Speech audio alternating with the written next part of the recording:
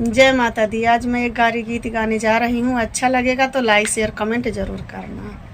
नई चुनरी भीगे कोठरिया में, नई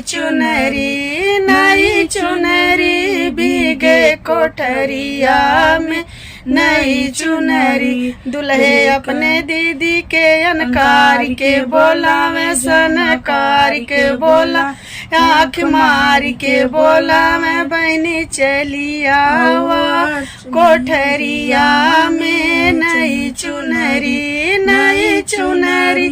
भीगे कोठरिया में, नई चुनरी समधियापन बहनिया नकार के बोला, मैं सनकार के बोला, मैं आँख मार के बोला, मैं सीटी बजाई के बोला, बहनी चली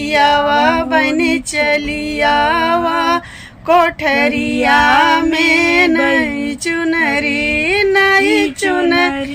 भीगे कोठरिया में, नई चुनरी अगुआयापन दीदिया नकार के बोला, मैं जनकार के बोला, मैं आँख मार के बोला, मैं बहनी चली आवा कोठरिया में, नई